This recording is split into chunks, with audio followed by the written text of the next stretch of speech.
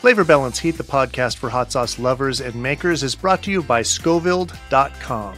Try Scoville.com's hot sauce subscription box, where you pick the heat, flavor, and food pairings you want in your box.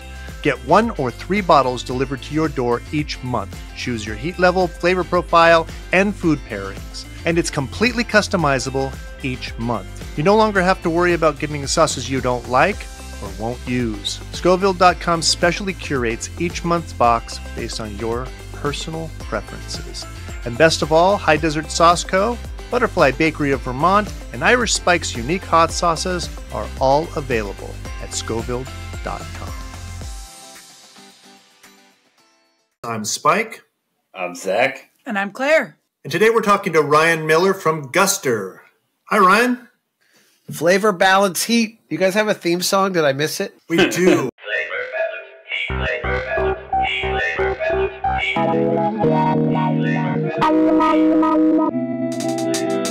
Welcome to Flavor Balance Heat, the podcast for hot sauce lovers and makers.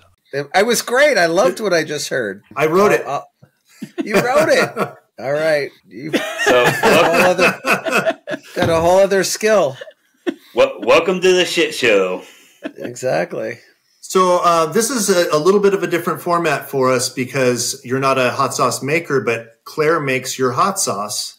And that's awesome. I do that I've done it for a couple bands, Skating Polly and Naked Giants. We've made their hot sauce as well. So it's a lot of fun doing that for bands. So this is trod territory. Huh? Yes. The band to hot sauce pipeline is well lubed. Yes, it is. So, Ryan, tell us your history with hot sauce spicy food and how the wonderful Claire Bear ended up making your sauces. Great question. My journey with hot sauce, I got to say, in my 30-something years of doing interviews, that's the first time I've ever gotten that question. So we're already off to a winning start. That's fantastic. My first hot sauce, not an adventurous eater. I was born and bred in Texas, though. So I feel like that's got to give me some kind of,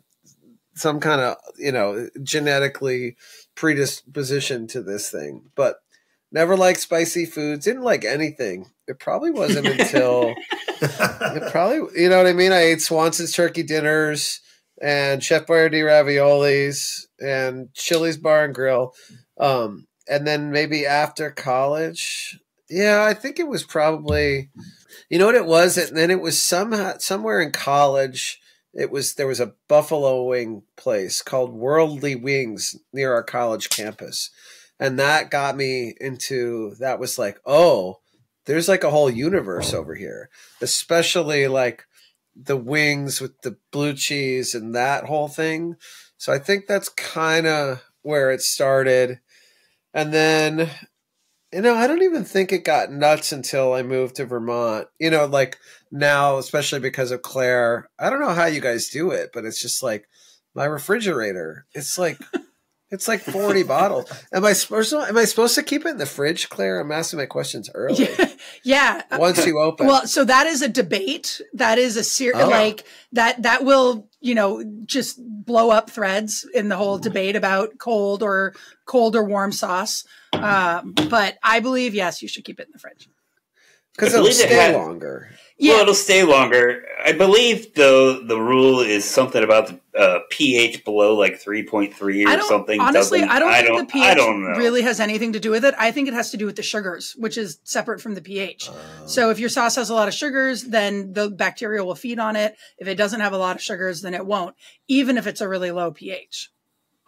Heard. Wow. We got right into it, guys. Yeah, I mean, So Ryan, I'm the facts person. I like doling out the facts. So even if they're wrong, somebody might tell me I'm wrong. You sounded very authoritative, though. I believe we just agree with her. Yeah, I'm not going to argue with Claire. I mean, ultimately, like that raspberry sauce we do, that's kind of high in sugar because it's all raspberries and honey, and I leave that shit out. Yeah. I don't refrigerate anything. I always start getting weirded out when my sauce starts changing color. And I know it's like not bad. It's just oxidization, but it always just kind of makes me be like, yeah, what else is in there? So Right, because sometimes you go to restaurants that have like the hot sauce bar, and they don't refrigerate that. That's in a. Those always have like preservatives and stuff. Yeah. So yeah, we don't like those. Yeah. Sodium bisulfate, potassium sorbate. You know, all the things in Gringo Bandito. Is that in there? Oh, is that in there? It is. Oh yeah, it is in there. Yeah. So then, yeah, this is just to bring my hot sauce journey to a conclusion. Yeah, and then I think I just became a really adventurous eater, like in the second half of my life. And I'm not like a total spice, you know, I don't chase the hot stuff really, but buffalo wings are my gateway drug into all this. And now, and honestly, a little bit because of my relationship with Claire, like every time I go visit, I'll come back with like 6 different bottles of stuff that's all delicious. So now I kind of have the same problem that you guys have. It's like, well, it's eggs and what? It's like, what adventure, you know what I mean? Am I going to go down today? And so, and your adventure is going to expand a little bit because when we're done with this, I'll send you hot sauce. I'm sure Zach will send you. This is what we do for our guests. So great, and I'll send you a record. And here we go. The new one. Yeah. Just put that out there. You know, I don't always send the guest hot sauce. I space it. Honestly, I still haven't sent Skating Polly hot sauce because I suck. I still owe Claire. Hot sauce. You do. I actually was just thinking about that this morning. Yeah. So my workout elliptical is like right on the other side of my computer here. And I was looking at my lineup here and I was like, Zach hasn't sent me a bottle for that yet. Wait. It's up there. I just got to what are your two? I know this is everybody knows this already, but what's your hot sauce journey in 60 seconds, Zac and Spike? I'm a former drug addict, turned saucier. I got sober and just kind of fell into hot sauce, like legit. That's the story. Oh, and you're a maker then too. So you've been making it for a long time. Yeah, this is our 6th year, coming up on year number 6. And I own Irish Spike's unique hot sauces, and I was a cook in a bar, and my wing night got busier on Monday night, got busier than Saturday night. And so I just decided to start a hot sauce business. So you were wing adjacent too. So wings brought you into this world. Yeah. Whoa. Is that a common story? Yeah, I think maybe. I feel like the drug to hot sauce connection is more of a common story than the wings to hot sauce connection. Wait, really? Yeah. Yeah. I mean, I am a recovering drug addict and alcoholic too. So, wow. Yeah. Wait, could you speak to that at all? Like, what do you think what's the Venn diagram? What's the overlap? So, yeah, if you eat something hot enough, you'll get an endorphin dump. You can get high off spicy food, basically. And do you like really spicy stuff? Is that kind of what you're after? I mean, it's not what I'm after, but my tolerance is stupid high. I feel like when you make a lot of hot sauce, you start kind of not wanting to eat it really hot all the time because you have to eat it really hot for work, and then it's just not as fun. I mean, your gut turns on you is what happens. That too. Yeah, I have my acid. I haven't had any problems yet, so. Wow. Okay, I'm learning a lot. I like it already. I feel like you're interviewing us. Wait a minute. I know. I was going to say we're supposed to be interviewing you. It's supposed to be interviewing you. Say I'm a curious cat, man. What do you want?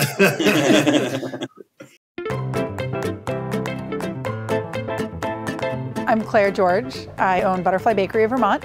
We make hot sauce, mustard, cookies, and granola, and 100% of our products are made with Vermont ingredients. The thing that I hear most often from people is that my hot sauce tastes like the peppers that are in it.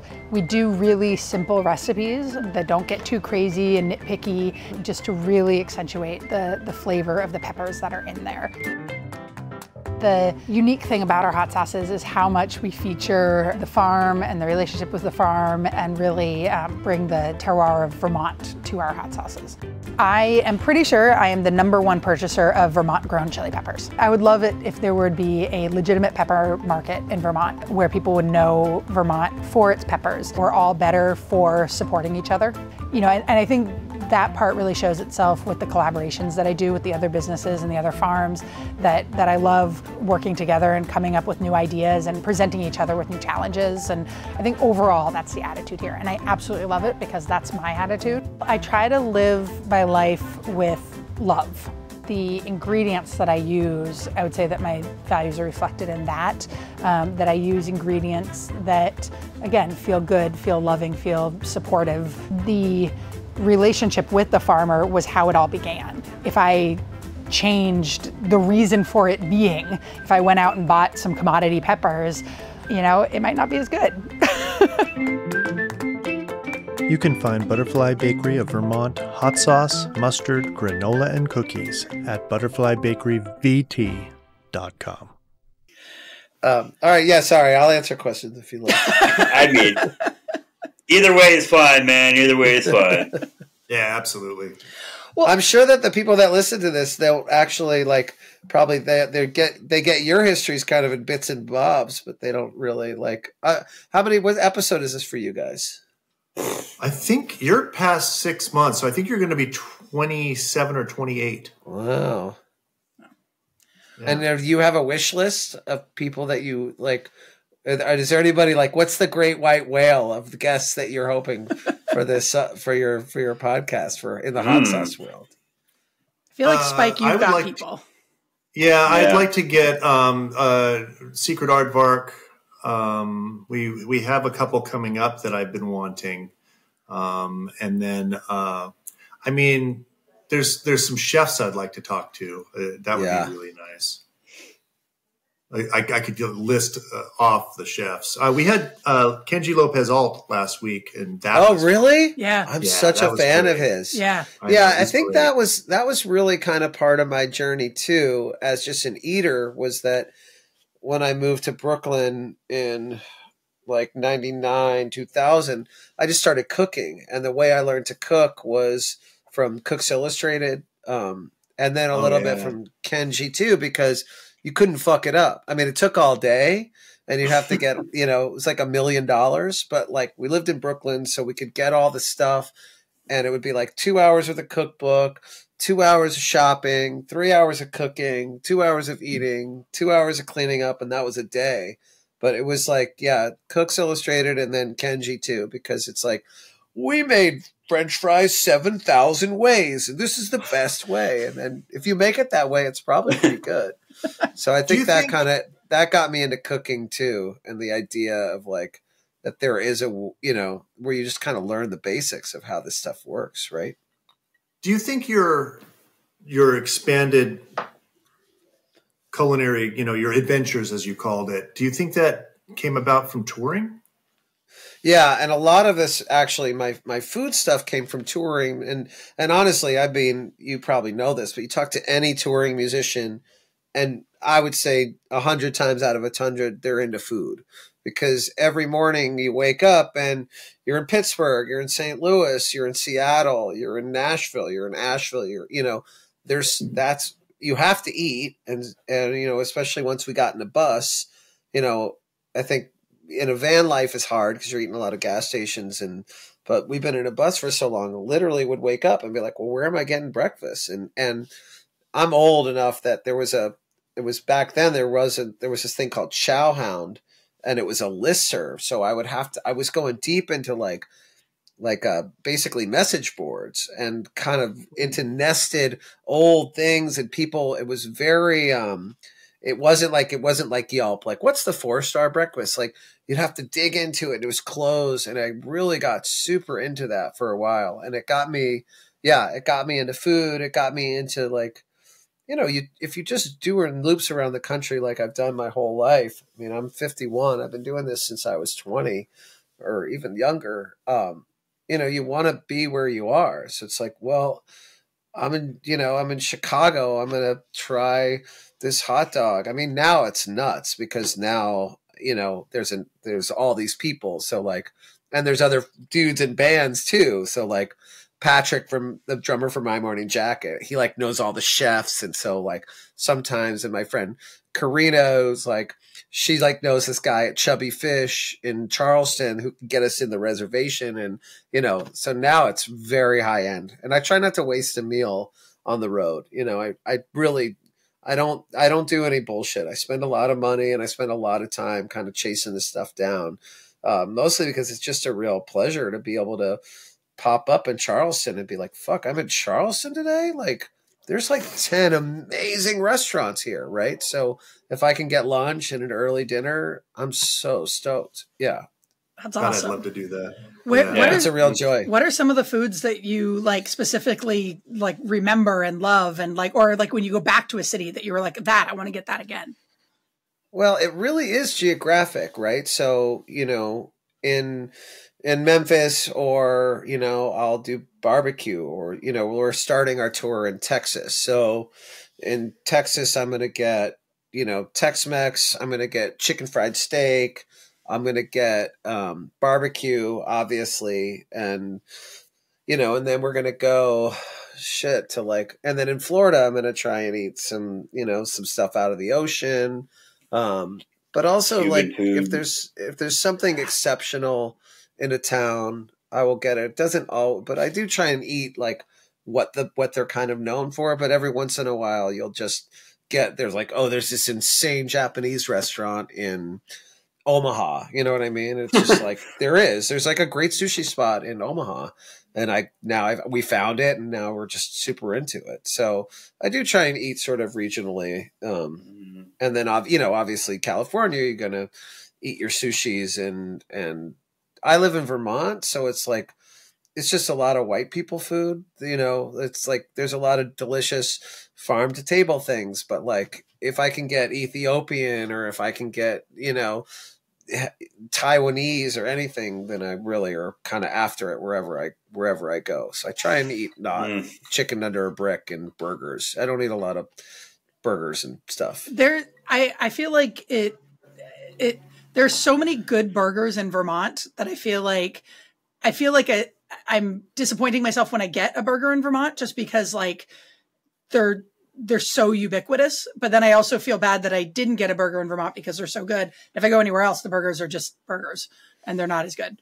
But I feel like burgers are like great food in Vermont. We have great burgers here, but like it's like a 9 and not a 10. But if I go to New York, I can get birria, you know what I mean? And I can't get birria here, or I can get a hand roll, Yeah. All right. Okay. So. Side note: can we stop talking about food, because I can't. About that. Yeah.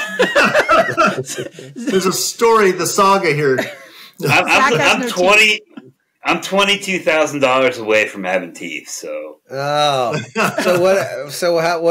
What do you do there? How do you get your nutrition? I eat a lot of soft foods, man. A lot of ground meats, a lot of fucking pasta, and a lot of shit that I That's don't a want. fun assignment, though, to think of the best things that you can eat with no teeth. Yeah, have you done that yet?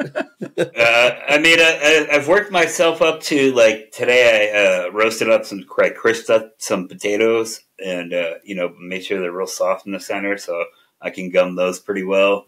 But yeah, it's a whole thing, man. Like, I was a drug addict most of my life, and I didn't take care of myself, and I had like severe periodontal disease, and I was on antibiotics like all the fucking time. So I was like, just get them out of my mouth. And then I asked him to do a podcast, and he was like, "Take my teeth." Yeah, well, dude, my blood work was all fucked up and shit. And since having these removed, my blood work has normalized. Like, wow! Oh, that's great. That's great. I'm glad to hear that. Well, maybe we'll generate $22,000 worth of advertising dollars on this, and we'll just beeline you.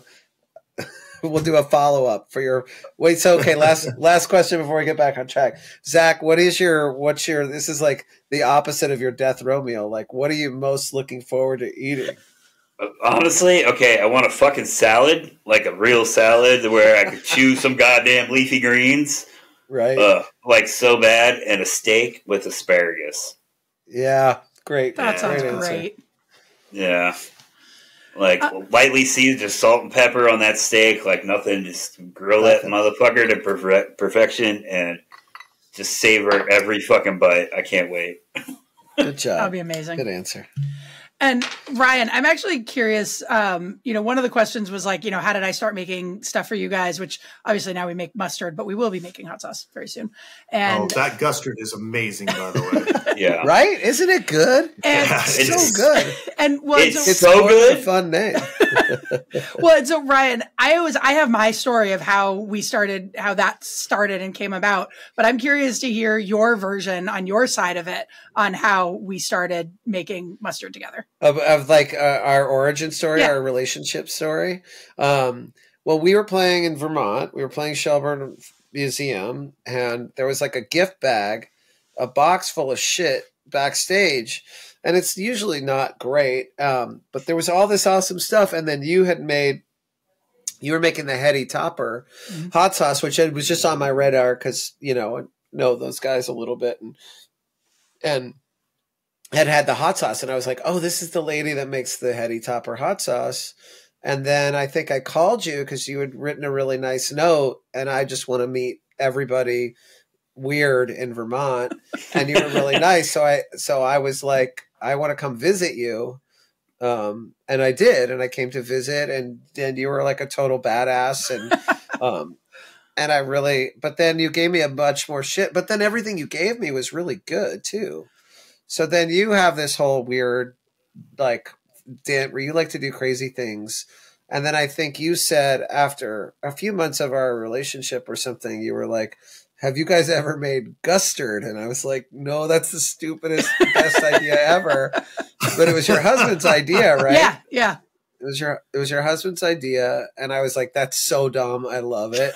And you're like, what should it taste like? And I said, oh, it should be like a hot pickle, like a hot pickle. And then you made it and it was amazing.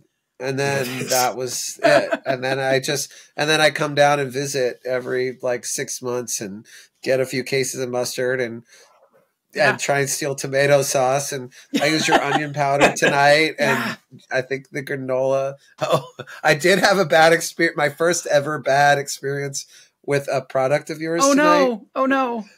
No, it's not your fault at all. Because my wife and I it's funny we started off on this. My wife and I have very different ideas about expiration dates. You know what I mean? Yeah. And sell by dates. Because I think they're bullshit. I think they've been but you gave me some snaps from like a million years ago. And I'm like, and they were still closed. Like my kid found it in the back of the pantry. And I'm like, they're fine. They're snaps. Like, they're already wrapped up. I was like, and they were crispy. Yeah. And it was such a bad, they're like 3 years old and something went. They're not probably the oil. Probably the oil went. Yeah, that's what it was. Yeah. And I have not had a flavor that bad. It wasn't your fault. I know this sounds like a horrible story. This is all on me because I shouldn't do it, but I learned this horrible lesson today, which is like, I'm like, and meanwhile, I'm like acting all tough in front of my wife. Look, it doesn't matter. You just did chef's I ate it. And I was like, ah! But it wasn't your fault. But it was rancid oil. It was oil. Rancid oil, and it picks up the flavor of the plastic bag that it's in too. I actually know. I could still taste it. Yeah. I could still taste it. But it's not your fault. They were literally they were old. That's fine. Like 3 years ago. Yeah. So I'm sorry. General rule of thumb, if it says Best By, you can go past that date like quite a bit usually. If it says Used By, that's a different story. Right. Well, I mean, and then there's package too. Oh, yeah. Claire's going to drop some knowledge right now. Everybody strap in. I know what's about to happen. Let's go. I mean, if you want me to get all faxy about it, the only food that has any strict rules about what a Best By date has to be is baby food. Milk is actually not, I mean, while there are, obviously you have to have a Best By date on milk. There isn't a rule about what it has to be. Baby food is the only one that has rules about what it has to be. And generally Best By has nothing to do with, making you ill. It's just about quality. So if you sniff it, taste it, and it seems good, right? What you're going to do. Okay. Yeah. Yeah. But if it tastes bad, don't eat it. Yeah. My rule of thumb, we had this debate just last night, I think, where my brother-in-law will eat past the expiration date and has had bad experiences. And I've said, well, as long as I stick to that, there are other adventures I want to take in my life. That's not really one I want to take. I'm okay throwing it away. Yeah. I respect it. I mean, I think that it's really just the longer it sits around, the more likely something weird is going to happen to it. Like it turned out something was sitting in somebody's car for too long and it grew the thermophilic bacteria inside the product that's not killed off through heat processing. You know, like those are the things that can happen. There isn't something that magically happens after 2 years, you know, where it just like sunlight. Click. Sunlight can absolutely that'll mess things up. Yeah. Flavor Balance Heat is brought to you by High Desert Sauce Co. out of Tucson, Arizona. Zac is the owner and creative mind behind High Desert Sauce Co.'s hot sauces. He says, at High Desert Sauce Co. we make sauces that we love. The balance of bold heat and fresh flavor is the heart of our philosophy. We keep it simple by using the best ingredients we can get our hands on and letting the natural flavors run the show. High Desert Sauce Co. Just the good stuff. Visit High Desert at hdsauceco.com. Yeah. Those people that keep bottles of hot sauce in their car in the summer baffle me. Yeah. Baffle me. Yeah. Oh, I think I have bottles of your hot sauce in my car that I give to people. Should I not do that? No, wait. They're in Vermont, though. They're not in Arizona. No. It gets hot and nasty in Vermont. Like, it's, not quite Arizona, but. So, that's good to know. The threshold temperature is around 125 degrees. So there's thermophilic bacteria that doesn't get killed through heat processing, but it doesn't do anything until like 125 degrees. So before that, what happens at 125? Then it starts getting active. It becomes active, and it starts. And then it can start consuming the acid and expelling alkaline, so it can actually raise the pH of the food and make it more bacterial friendly to other bacteria that are also hanging around. Or like when you open it, all of a sudden that other bacteria is like, oh hey, so. Yeah. Oh shit! I learned something. Yeah. Thermophilic. Yeah. Thermographic. Okay. It loves heat. Loves heat. Where were we? Yeah, there we go. Well, I mean, I'll just ask another question, Ryan. In terms of music, what bands, artists have influenced you the most in the hot sauce universe? No, I only know. I love Blues Brothers hot sauce. I do have that. What bands have influenced? I mean, when I was growing up in Texas, it was a lot of like, I didn't have an older brother and I listened to really shitty music. And then we had one of the first alternative music stations, radio stations in the country. So it was like The Cure and Depeche Mode and the Smiths and New Order. So like that was kind of a big thing for me. And then when I got to college, I learned about like the Grateful Dead and Van Morrison and Pet Sounds and the Velvet Underground. And, so, a lot of my life has been catching up on music just because I didn't know it growing up. I just wasn't exposed to a lot of cool stuff. So yeah, even now I'm still, mining the depths of what the world, made in 1968, 1974. There's just so much beautiful stuff that's still being unearthed or it's new to me. That's the quickest answer I have, but it's varied. It's a lot of different kinds of stuff, I mean, there's probably a through line with the things that I like. I'm not like super conversant with a lot of rap, even though or hip hop, but, and I'm really a melody guy, like my North stars are like McCartney and Brian Wilson, but also I can fuck with, a lot of weird proggy metal shit. And yeah, I'm kind of all over the maps at this point. You turned my husband on to a lot of vinyl. You drove him down the rabbit hole of that Reddit group. Oh yeah. He has a really large vinyl collection now because of that recommendation. So Same. Thanks. Yeah. Sorry. It's the vinyl collection that the hot sauce built. Yeah, exactly. I love it. I have some pretty exuberant records. I got like an original press UK edition of The Wall. And I got Oh wow! So you like, yeah. So you're like you. I'm not a collector in terms of like the original pressing stuff, but I do really appreciate that stuff. I don't like seek it out or anything. My father, who's no longer with us, we painted this guy's house, and he had a garage full of records, and my dad worked some kind of deal out with that guy and got it for me. I love those stories. I'm glad they're still around. I think that vinyl is actually like incredibly undervalued. I mean, do you remember like during the whole weird NFT thing when people were paying like and I'm like, dude, like think about an original pressing of like the Velvet Underground. I mean, they probably made 1,000 of those things. And now or baseball cards or Pokemon cards, like the Velvet Underground original pressing, like maybe it's $750. You know what I mean? But that's like nothing compared to baseball cards or Pokemon or other collectible or shoes. Like, but that's music and you can play it. Like, I don't know why I'm giving this idea away, but I feel like some like tech bro should go and just corner the market on all these OG pressings of all this stuff because it's music. There's nothing more ubiquitous than music, more than sports cards or Pokemon or anything. It's a strange thing that they're kind of undervalued, but I'm not a collector in that sense. I listen to every record I have, and yeah. Yeah, I mean, I've definitely played that Pink Floyd record more than once. Why else would he get it for me? Why else would you have it? Come on, man. To enjoy it. That. Exactly. Is there like a version of this in hot sauce? Like $1,000 bottle of hot sauce or something? We've got a question about that it's coming like up. you listen to our show or something.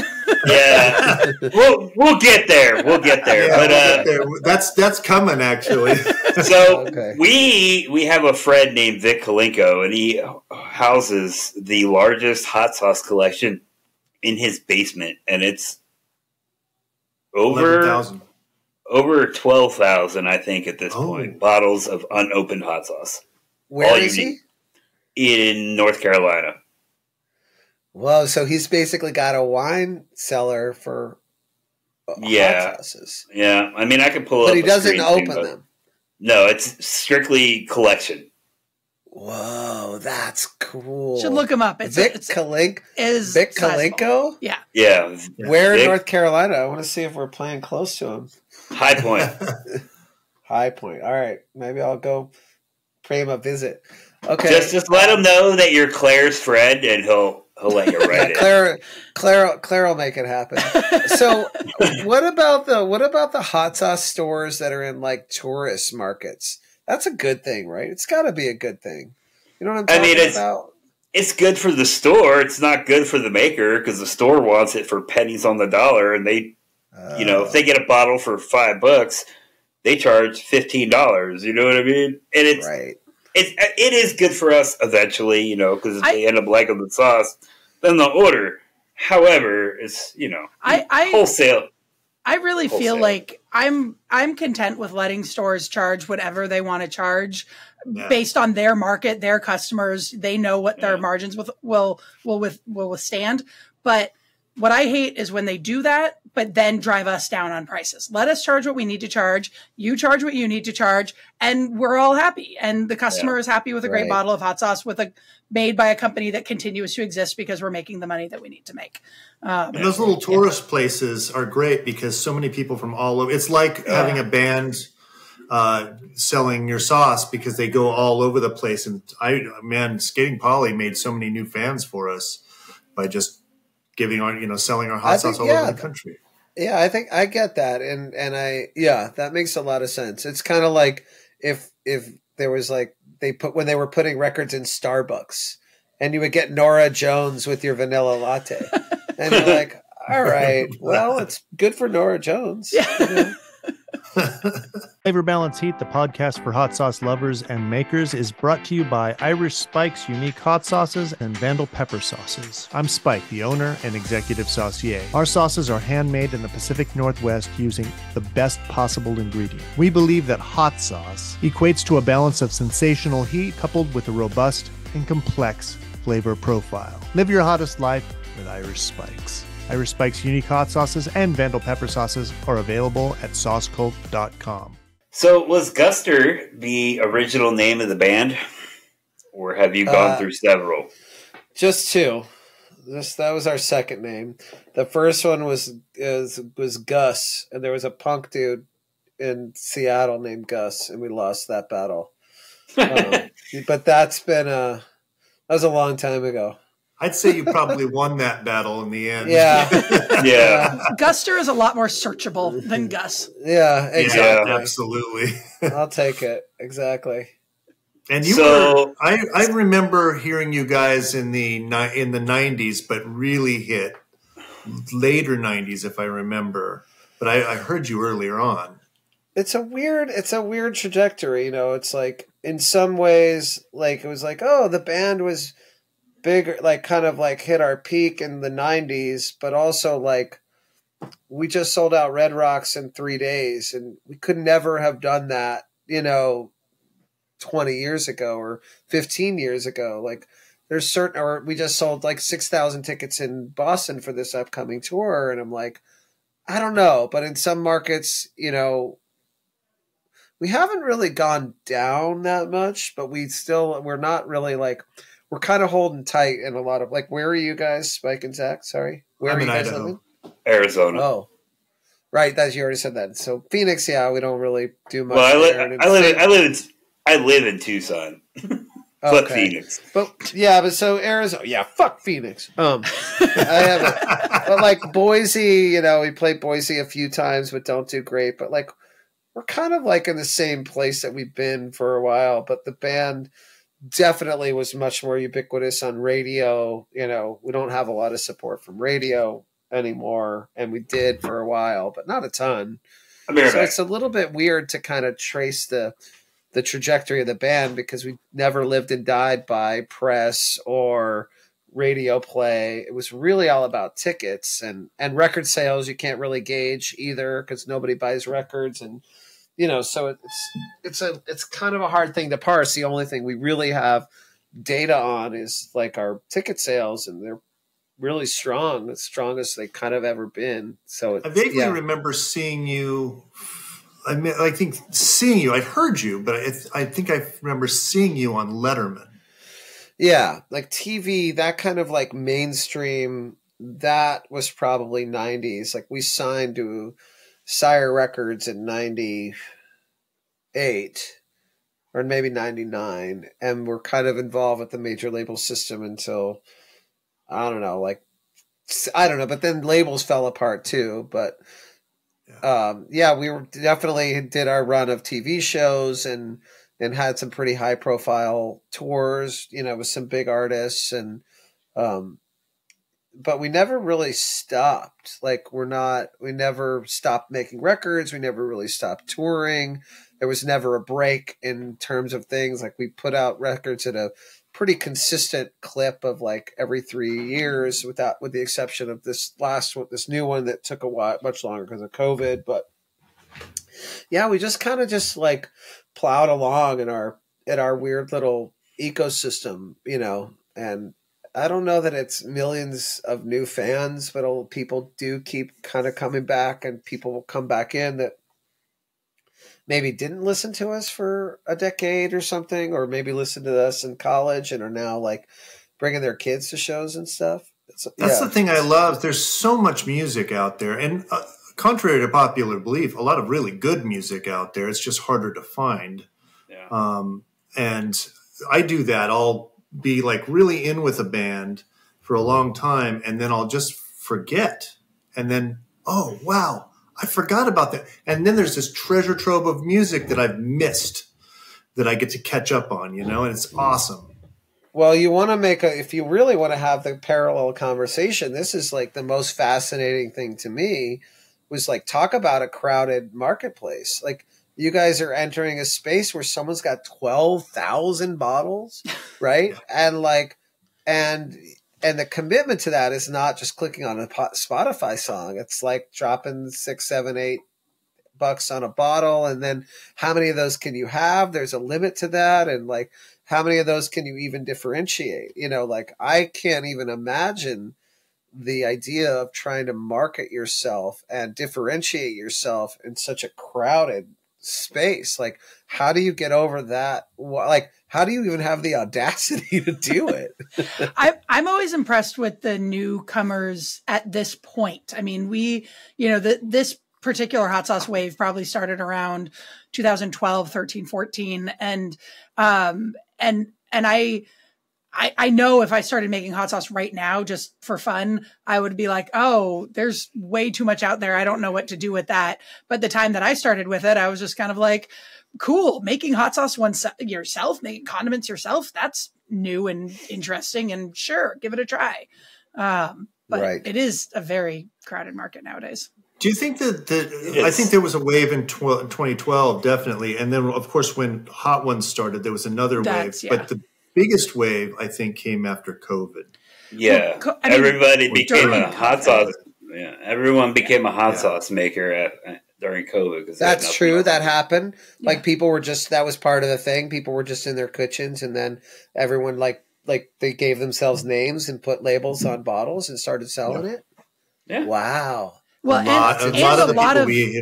a lot of people finding hot sauce as customers just, they were stuck at home. They're cooking their own food. It doesn't taste very good. And they're not going anywhere. They're going to spend their money on something. And so, I mean, we had just huge surge in sales at the beginning of the pandemic. Yeah. But then the people that are like, you consider yourself craft hot sauce makers? Yeah. So I mean, there are some people that have 10 bottles at home and some people that have 100, right? Of course. Yeah. Well, but then it is, go ahead. I was just saying, but hot sauce is like unique that way. Nobody has 100 bottles of mustard, 100 jars of mustard, or mayo or ketchup. Unless you're Claire, she might have 100 jars of mustard. I don't. I have like 2. Like, I am even part of the problem. Like, a GUSTER is what I use all the time, and that's what we have in our house. So I love that I have credit for this. Yeah. I did nothing, but I'm like, yes. I actually use the GUSTER to roast my potatoes, like fucking mustard dill potatoes. Yep. They were fucking delicious. Yeah. It's a great product. But I think it is kind of funny. Like, my wife, who does not like hot sauce, kind of looks at me funny when I come home from Barry and I bring like 6 more bottles of hot sauce with me. But I mean, I do eat it on everything, but even there is a little bit of the tyranny of choice. You know what I mean? Yeah. Where I'm like, I think I need 6. You know what I mean? Like, I need a green one, and I need a hot one, and I need a Frank's, you know what I mean? But that kind of thing, because it's a little bit chaotic, and I think that's why I thought, like, the idea for you guys of trying to even just like have a conversation to be able to tell a story about what it is that you do, like, and I guess that's what the Hot Ones thing is really. It's like why it's the thing, because it is built around that. Like, it's basically like the MTV of hot sauces, right? I call it the Oprah's Book Club of hot sauce. Yeah, it's 100%, man. 100. Yeah. Well, the problem is a lot of the time the sauces they have on that show are not that good. They're not good. My opinion, obviously. Wait, so who makes that decision? Heatnist. Yeah. Who is it? Is there a person? Yeah, well, so there's the Heatnist is company out of New York, and they just kind of stumbled into this Hot Ones thing because Complex Media is also in New York, and so it just kind of worked out for them. But obviously now it's now it's more than a stumble. It's something that they've worked on deliberately. Complex Media makes the final decision, but there's Mimo, who's a great guy at the Heatnist, who kind of makes the screening decisions about what goes on Hot Ones. And then Complex kind of takes that lineup and makes decisions about it. And there's restrictions on it too, because it's going to be fed to celebrities. It can't have dairy or alcohol or, things like, or gluten, I think, in that too. But it's, they're in the interesting position of really trying to find something that's not out there in the market, because this wasn't the case in the earlier seasons, but in the later seasons, they have exclusivity on the sauce during the run of the show. And so they've got to find something that hasn't been made yet or has like barely hit the market. They'll take a new sauce from a maker, and tell them like, stop selling to everybody else for these like 4 months. And then you can, it's worth it because you're selling it to them, and then you can take it back out to everybody else afterward. Well, and I feel like as far as like, I think they have they have a lot. There's great sauces I've been introduced to through Hot Ones, and then there's Da Bomb, and there's been a couple of stinkers for me, but I'm not saying every sauce they put on there is trash, but I've definitely had some sauces that were on the show, and I was like, this is not that. You're good. Like, that guy got a $25,000 check to make that decision. That's okay. Oh my! That's okay. But I mean, the thing I love about the hot sauce world is that there's just so many, like, there's something there for everybody. So, like, no, I definitely don't like every sauce that's on there, but I wouldn't expect to. Yeah, exactly. It just was. Some of them aren't for me. I do have like a kind of like a follow-up question to my original question about your original name. Since your original name was Gus, that's okay. That's okay. Since your original name was Gus, and that punk guy and wherever like fought you over it, was Guster like a fuck you to him, just to be a dick? I think it was just like the result of too many of like 3 weeks of trying to figure it out. I think we just also wanted a name that you could Google.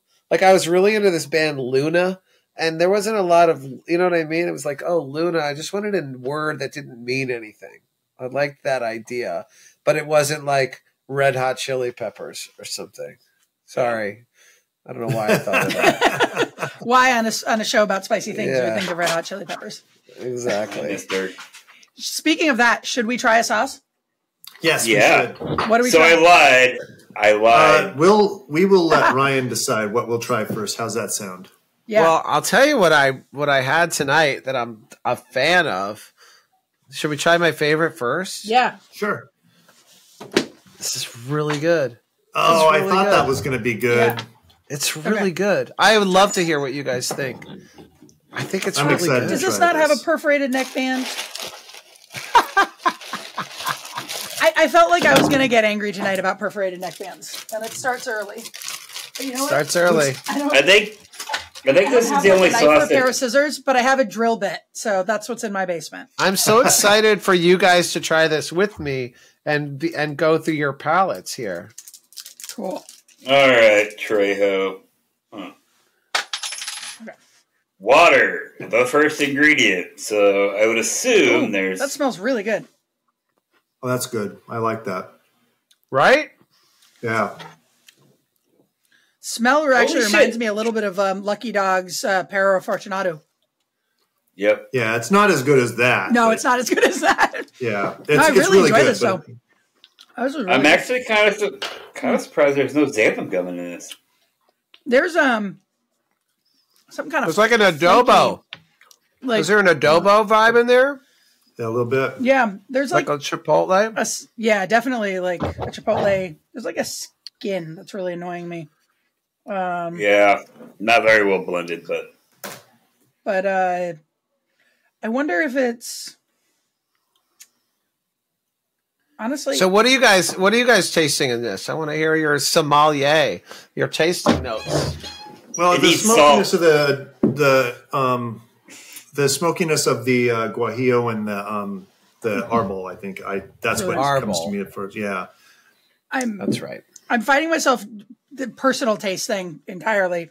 I'm finding myself slightly annoyed at the cayenne and the oregano. There's a flavor that's in cayenne that I don't love, and the oregano is absolutely expanding on that. And that's 100% me. Obviously, the world loves cayennes, but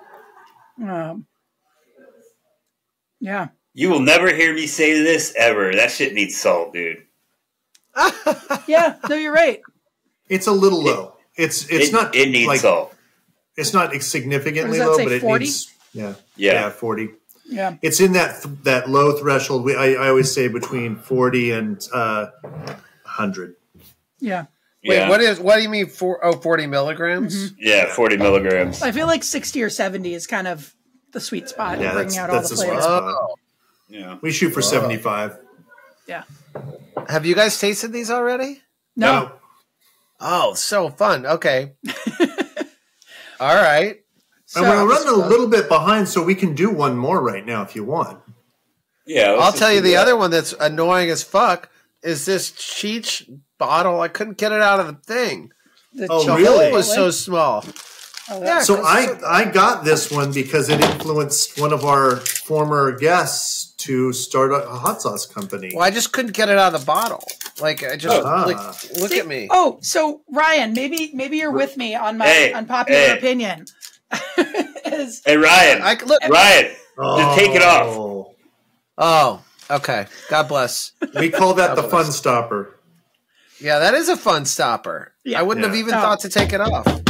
Okay. Yeah, no, you come on, Cheech. You should know. Take it off your spices as well. Ooh, all right.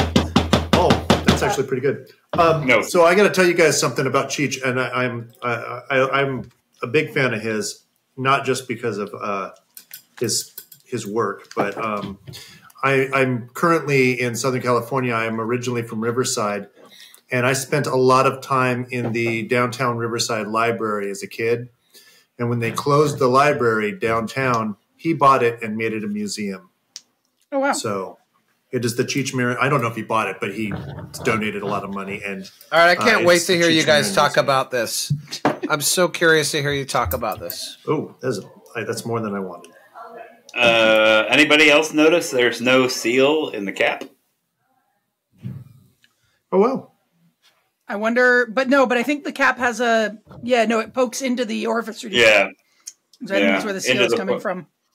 But with that, I don't hate that. With as thick as this is, why even put a fucking orifice? I mean, look at that. Yeah. Yeah. Yeah. So Ryan, my unpopular opinion in the world of hot sauce is that everybody hates runny sauces, and I will take an overly runny sauce over an overly thick sauce every day of the week because I hate fighting to get it out of the bottle. Yeah. What do you guys think about this? It's a little too bright. I think it's a little bit too acidic, but not too much. But I actually like it. Too smoky. Zach. Too smoky. I'm not a smoky guy, though. I like the smokiness. There's something right in the front that's bugging me, though. And I'm like, not putting my finger on it. Them crappy and I hate Chipotles, fighting to get this out of the bottle. I've spilled it on the floor here, too. You know what? I want like raisins in this. And I hate raisins in hot sauce, but I want raisins in this. Yeah, it needs some sweetness. But not sugar. It needs something else. It's I like it though. It's, I would totally put this on pizza. I like it. Yeah, I'm gonna use it. Yeah. Yeah. I mean, to me it's just like it's all there's like nothing, there's no there. It's like a hamburger without meat. You know what I mean? It's like all the fixins, but there's no meat to it. Yeah. It's like I'm missing the middle of it. It's like there's heat and some flavor, but there's nothing like unctuous or there's no like umami or something. Well, and Brian, that's exactly sweetness is what would fill in the middle. That's exactly sweetness is a middle flavor. It needs Fuck yeah, look at me talking about shit. All right. What do we okay. Wait, should we get going to questions? Yeah, let's ask some more questions. I'm going to say so you're on a desert island. Zach hates this question. I mean, whatever. It is what it is at this point. You were on a cruise ship. The ship sank. You ended up on the desert island, just you. All the food from the ship comes washing ashore, so you've got a lot of different stuff that you can eat. But there was only one pallet of hot sauce. It can't be a GUSTER sauce or a Claire sauce because you've had so many. What sauce would you hope it would be? I mean, it's just because this is my comfort food. Like, it's not because it's the best sauce. It's just been the thing. It's my blankie. It's like, it's been the thing that's been with me since the beginning. I mean, it's just Frank's because it's just like, it's the thing, you know, it's like, it's how I started. It's my first love. It's my high school girlfriend, you know, it's his drug of choice. I mean, it's a good question if I couldn't do Frank's, but then it would probably be like Texas Pete or something, you know, adjacent where that's like mass produced that I have. I mean, you guys, how do you guys feel? What's the hot sauce connoisseur conversation about Tabasco? Like, where are you guys? What do you guys? It's a great ingredient, not a great sauce. That's how I feel. It's a fantastic like ingredient. I personally don't ever. I don't want to say I don't ever use it. If I go to a restaurant and that's all they have, I will definitely put it on my fucking eggs. But I mean, I won't buy a bottle. But if it wasn't for like Tabasco, none of us would be sitting here. You know what I mean? Yeah, that's right. So, and their Chipotle is legit good. Yeah, and the green one is not as like in a pinch. I agree. I get upset when I ask for hot sauce though, and they're like, "Yeah, we got Tabasco." I'm like, "That doesn't count. That's not hot sauce." I feel like it's funny that you said Tabasco instead of like Frank's or Crystal or Louisiana style or Louisiana, because I feel like Tabasco specifically gets more ire and anger and frustration. Like, I do hate it more than the other the other mainstream ones. Yeah. But there are a lot of people who get really, I don't know, get all tied up in knots about other hot sauces, and I feel like I think we've talked about this in earlier episodes that a lot of these hot sauces are the gateway. You know, I mean, the gateway for me was Cholula. That's how I was like, hey, this tastes different. It tastes different than Tabasco. I like it better. And I was like, let me explore this more and figure out more about it. So like, just get people in the door and whatever does. Yeah, that. Cholula would probably be my number 2. And then wait, have you guys had any of the sriracha dude on here ever? Like David Tran? Yeah, that would be quite a get. That'd be a get. That's the one. There's the great white whale. That's the guy. Zach, you got to make this happen, buddy. I might be able to make that happen, dude. Oh, that'd be great. I'd love that. Would he talk about the controversy? Like, dude, there's shit going down right now. That's probably like a New Yorker article. There's probably not because there's so much legal stuff. There's a lot.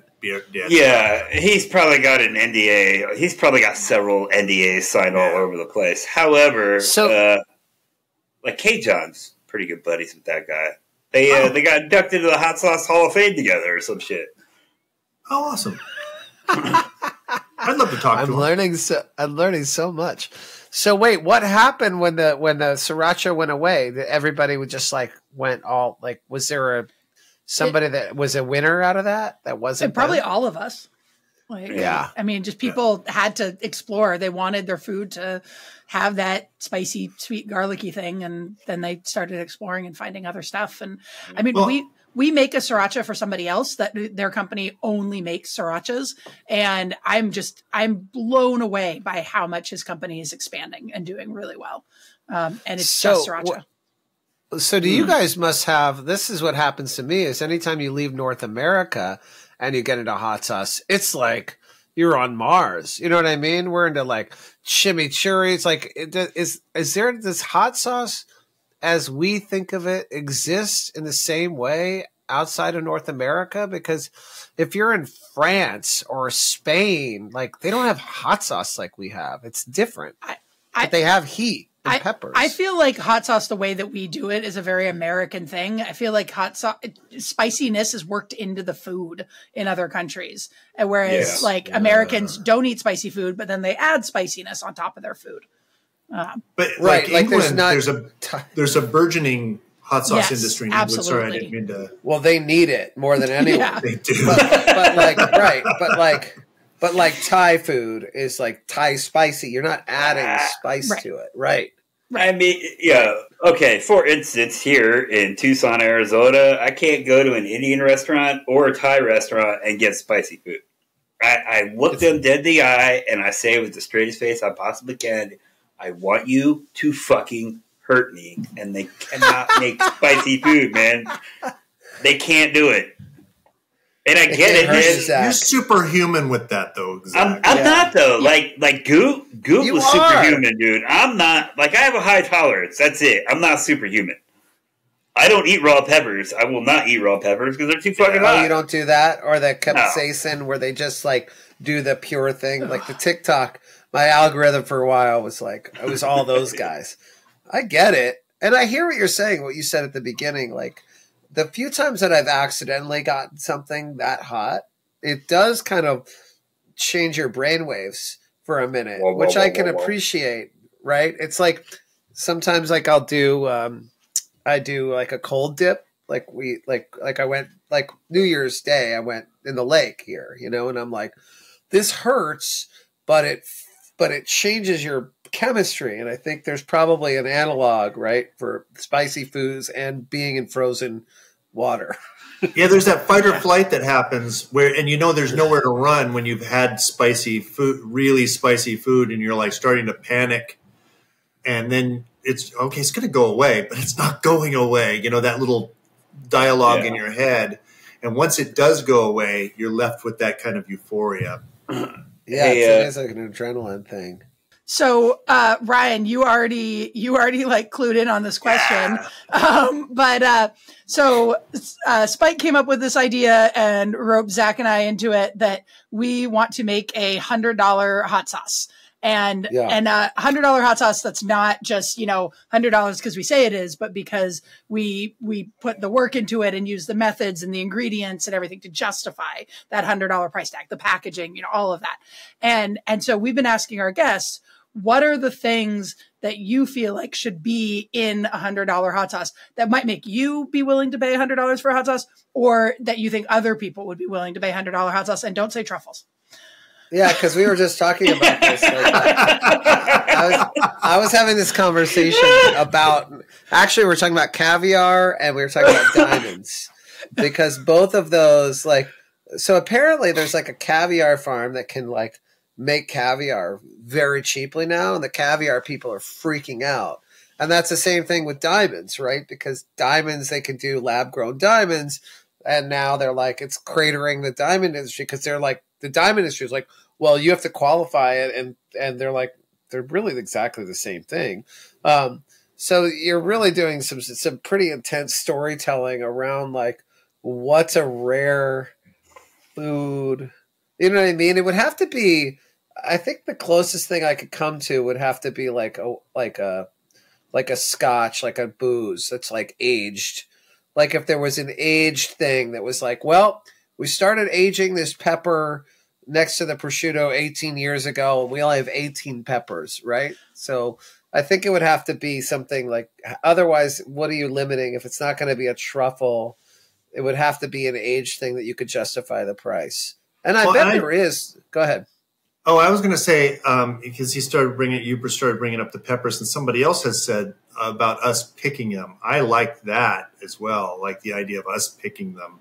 Sounds fantastic. Oh yeah. Like, oh yeah. I mean, if you guys, if they were like, look, because it's the same shit of like, it's like the oranges, right? Or like the watermelon that costs $500, or the perfect strawberry that comes in like Japan. It's like $150 strawberry. It's the most aesthetically perfect thing. Yeah. It's like the hand curated pepper, not mass produced, mixed by hand, you know, by the master pepper person in their kitchen. And, you know, but that gold plated cheeseburger shit is like, drives me nuts. You know what I mean? Like the Vegas station where you're like, oh, here's a cocktail. It's like 5,000. It's like, come on, man. Like that's I'm just thinking of like what could actually justify it. Like, yeah, if there was a way to make a process a pepper that gave it like a richness. But yeah, well, they're going to come out to Vermont, so we actually do have the option of like going to the farm and picking the peppers. Picking the perfect pepper. If they come out that time of year, that's also a hard time of year to travel. And I want that pepper that you keep talking about. The mystery. I've been thinking about that. Yeah. What's the pepper? It's the Duchess mystery pepper. So Duchess Farm down in Pulteney has they had one plant in a whole row of golden ghost peppers that just came up different. And so it's got not quite the heat level, but it's got the flavor and nearing the heat level of a golden ghost, but it's got the juiciness and sweetness of a bell pepper.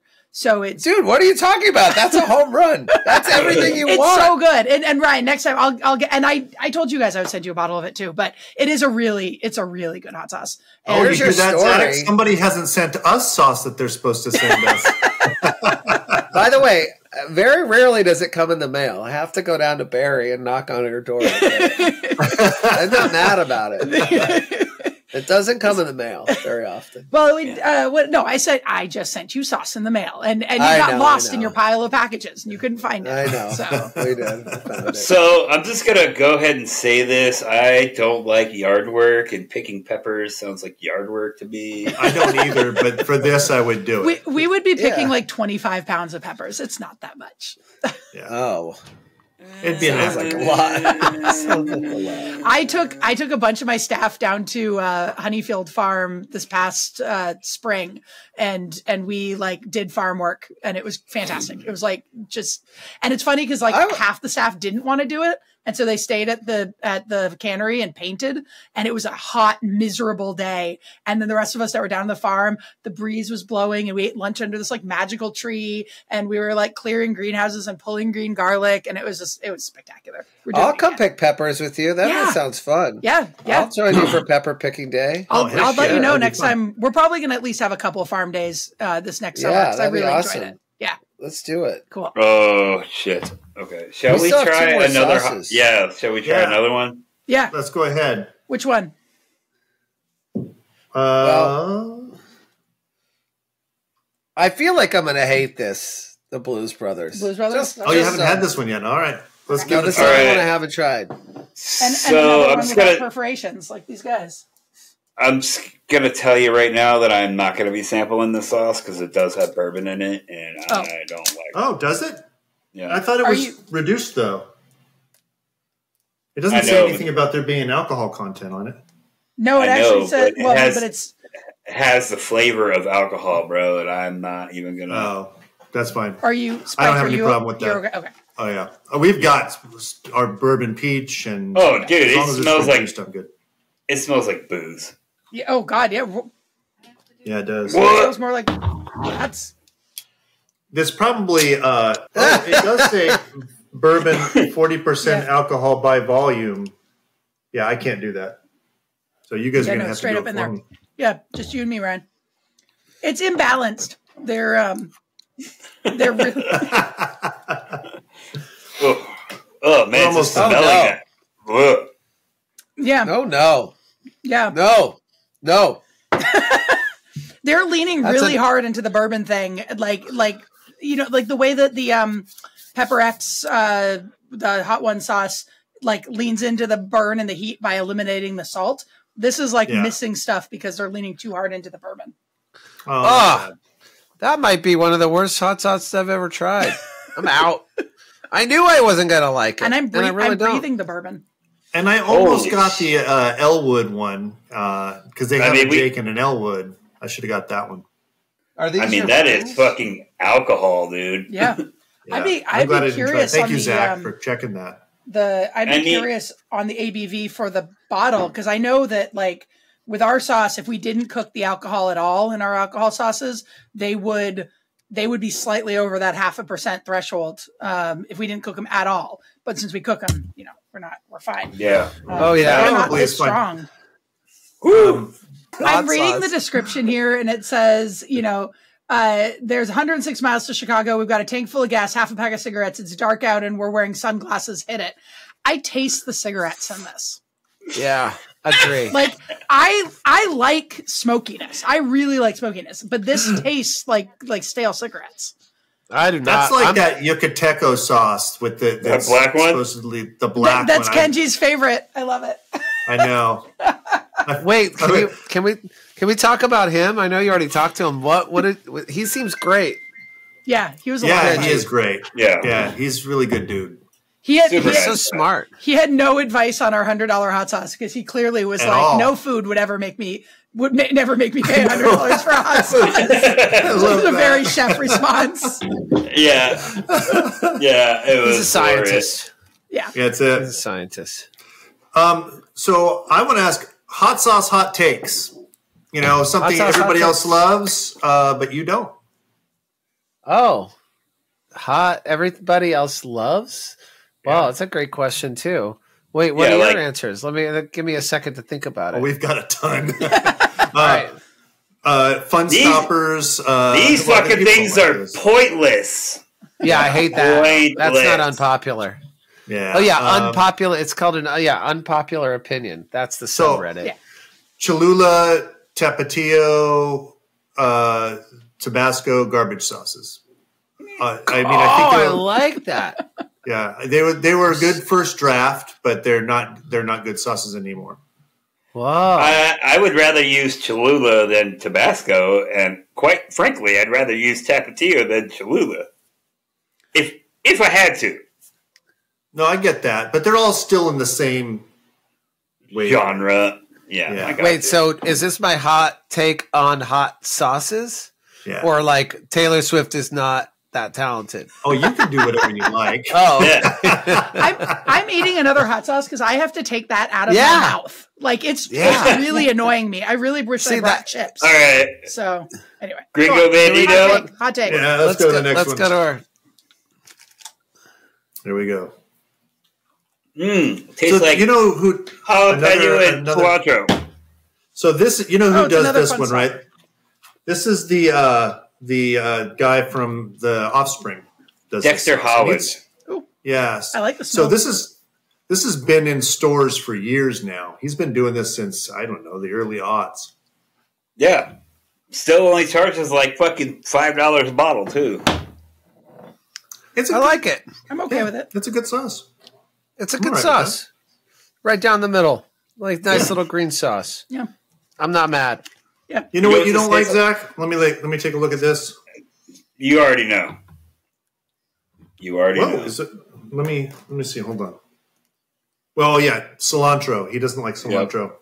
I was going to say it was salty, but it's not. It says it is definitely more than 50 milligrams. It doesn't taste that salty to me. It tastes okay salty. But the cilantro, I feel like it's that stemmy, bitter cilantro flavor that I don't mind, but like that I think you always talk about hating.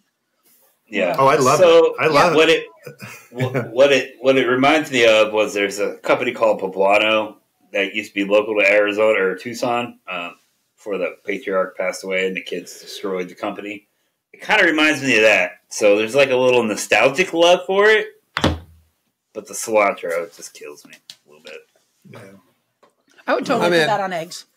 I can't wait to throw away that Blues Brothers bottle. It's going to feel cathartic.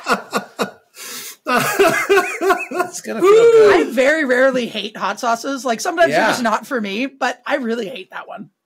Yeah. I have my least favorite hot sauce. I wish I could have tried that one. My least favorite is one that was on Hot Ones. Oh, really? Yeah. Wait, what's the black hot sauce you guys are talking about? El Yucateco? The Yucateco, yeah.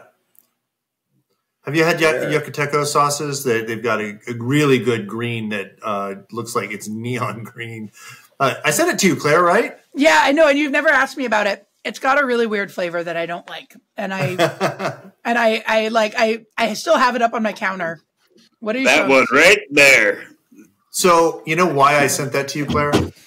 Because I think you could do a better version of it. Oh, you know what I don't like in it is the green habaneros. That's what it is. Oh, I don't like green habaneros. That's the flavor I don't like.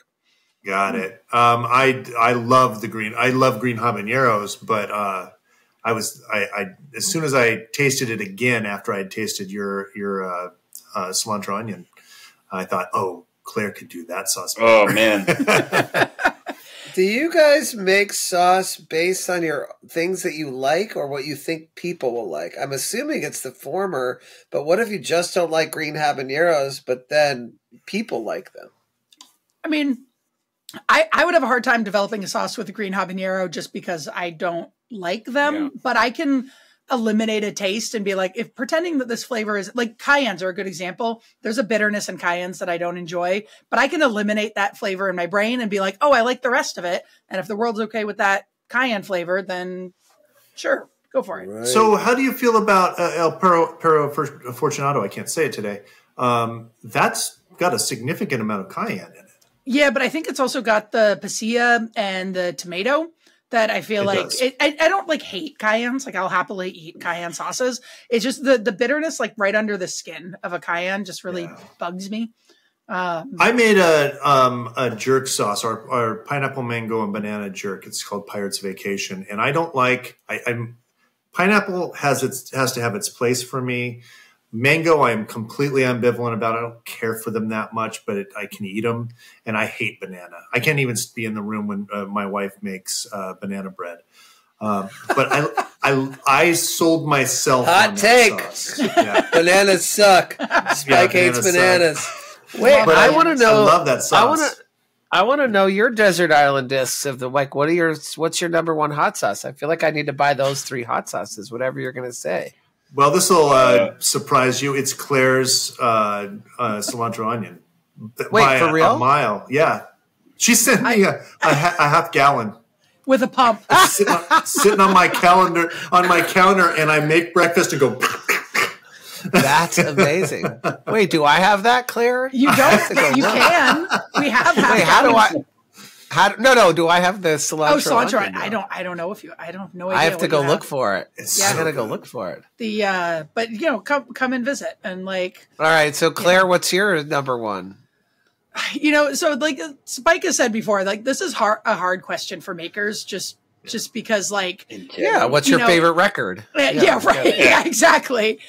And I also like. I eat my own sauces mostly, like more than anybody else's. My husband is the one who kind of keeps me honest at eating other people's sauces. I feel like it changes. Usually when we do get some sauces in the house, then I'll go deep on one and I'll just be putting it on everything. So right now I'm just going the El Paro Farcionado. That's what I'm putting on everything. And a couple of the other Lucky Dog ones. Nick keeps pulling that one out, so that's when I've been having. Oh, that mustard sauce is so good. Yeah, the chipotle mustard, that one's really good. Yeah. Oh, that sounds good. But in terms of versatility, or you can even answer on your own. What's the favorite sauce that you make? The most versatile sauce I have is smoked onion. I mean, that just covers all the bases, and I would happily eat that for the rest of my life with no issue. Yes. Great. But yes. Yeah. It's just that's my own. Zach won't answer that question. I mean, cool. I mean, I don't know, man. Are we going to get it? Are we going to get it? Zach, come on, man. Here we are. You're amongst friends. I don't say your sauce. You asked me. I answered my question.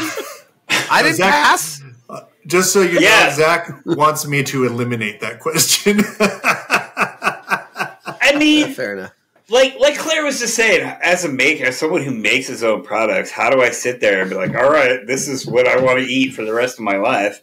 If we go on usage right now, my most used sauce is clearly something I make because I don't eat a lot of other sauces, and it's not that other people don't make good sauce. It's just I make what I like. You know what I mean? I bet you could come up with something from Tim or, from... I mean, think about that, though. I love Tim and I love his products, but, like, fermented black garlic, one of my favorite sauces. However, it's not good on everything. You know what I mean? That's true. But the smoked habanero, right? It's a good sauce. Yeah, it is. I feel like maybe part of the problem for makers is that if we have a sauce that we're like, this is amazing, I'm destroying the bottle and I'm eating it on everything, we're just going to go and try to make it. I think maybe not exactly, but we'll take whatever it is we love in that sauce and we'll get inspired by it and then we'll make something and then that's one of our sauces and that eliminates it from the lineup. Well, that's what I love about your sauce, Claire, because I'm not going to be able to make that where I'm at. Right. You've got specific ingredients for your region that I think are just beautiful, and I really enjoy that. Another one that I think is really good is Ghosted. Ghosted is a phenomenal all-around sauce. It's by Down to Ferment out of San Diego. And 100. They make great products, man. You know what I mean? But do I want to eat it the rest of my life? Probably not. I eat that a lot. I could. Your Ghost Racha, I could eat all the time. Yeah, so my desert island hot sauce is clearly going to be something that I make. And it's nothing against anybody else. There's a lot of great products out there. I like what I like. And it would probably be fire roasted red that I make. Because I literally put that on everything.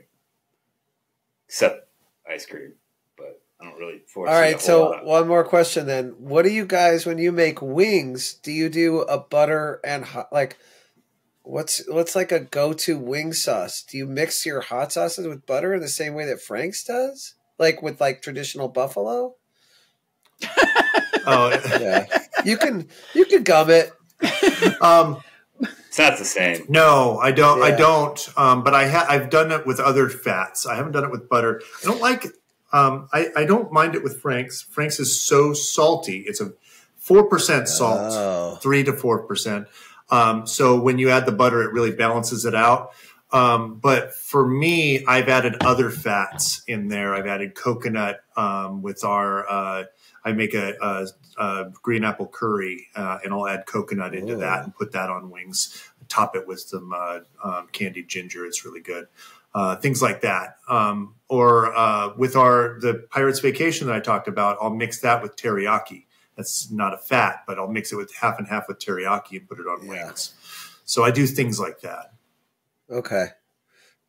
So I feel like we're probably not going to do like hot sauce show and tell. Because we just did. Yeah, like 4 sauces. So yeah. What's next for Guster? What's next? We got a lot of shit going on. We have a tour coming up in a couple weeks, 3 weeks. We're doing this insane thing called We Also Have Eras Tour, based off the Taylor Swift Eras Tour. So we took that idea, and because we have like 30 years of history, so we're doing like a chronological set list, but we're also like we're doing a play around it. Like we're doing these theater elements. So we're just in Vermont. So we're going to recreate the story of the band. So the show opens and it's Ab and I meeting in the dorm room, and we have props and videos and costumes. And it's this like 2.5 hour long thing that's starting in Austin in March and then ending up in Boston at the MGM at MGM. So that's coming up, and then we have a record that's in the can that's coming out in May, and Claire and I are working on a hot sauce around that just for fun. Awesome. And then we got a big summer with we just announced a lot of cool shit, but the only things we announced, we now play Newport Folk. We just announced this Red Rock show that sold out in 3 days with the Colorado Symphony. Super psyched about. I think we announced a show at the Ryman in Nashville, which we're really psyched about. And then a bunch of other shit is coming through. So it won't be a crazy busy summer, but the stuff we're doing will be great. Like a lot of cool festivals. And this is a total fan question that you get. I'm sure you get, and I know everybody that has. Whenever I have a friend that's in a band that's on tour, it's like, "Are you going to be at da da da?" But are you going to be in Spokane? We don't play a lot of stuff, like a lot of deep stuff in Washington. Like we do great in Seattle, and we do like the Showbox, but we did something bigger last time. I love playing in Seattle, and we made a record out there, not in Washington, but in Oregon at Cottage Grove.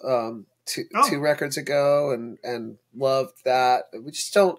It's really hard for us to get. So usually when we do the West Coast, we'll just do like Portland, Seattle, San Francisco, LA. So we don't really get to explore that much out there. I wish we would, and I really like Boise too.